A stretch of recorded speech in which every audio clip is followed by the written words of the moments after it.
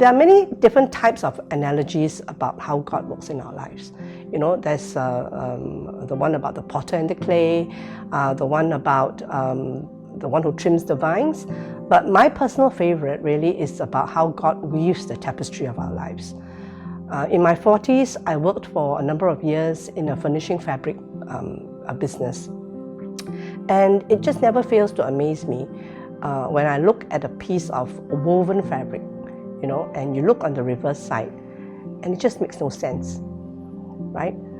But when you turn it around, you see how intricate, dazzling sometimes, and beautiful the designs are.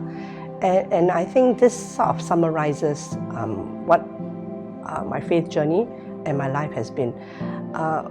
As I think of the knots and tangles in that fabric, it's like my own life.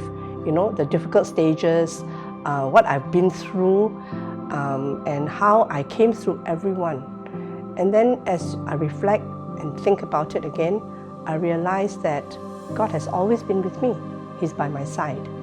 I started work when I was 19, and I spent actually 25 years in the advertising and marketing business.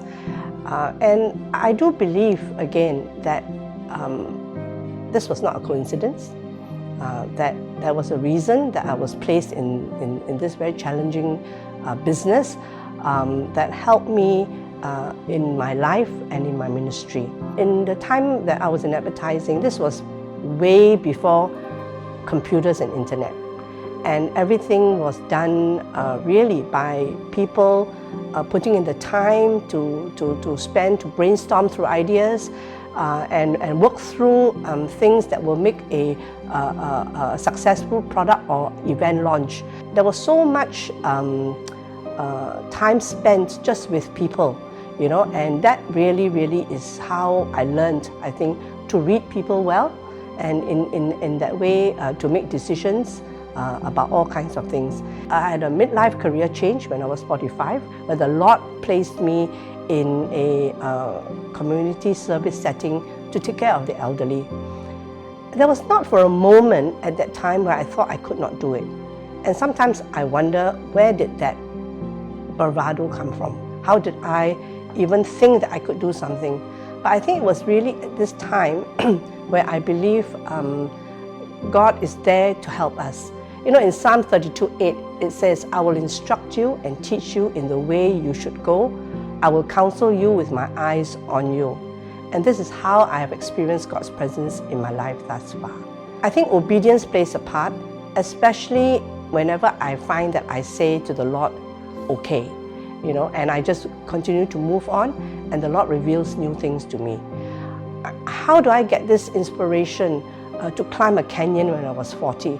Or do things that are physically and psychologically challenging when I'm in my 50s and 60s.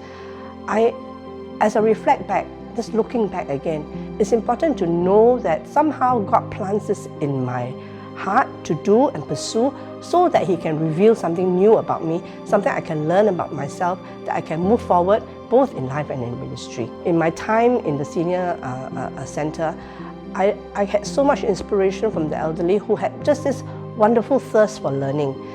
They just did all kinds of things, whether it was baking for the first time, learning calligraphy, learning the harmonica, or having the courage to go on stage to perform. I think when I look back at all these things that they do, it just amazes me, and I think that zest is infectious. You know, as I look back at lifelong learning, right, this 活到老学到老, it's not just about the doing. It's really about what we do and who we do it for. I think it's through this journey, it's through this learning that I have learned to grow my relationship with God so much, and that is the only reason why I will continue serving.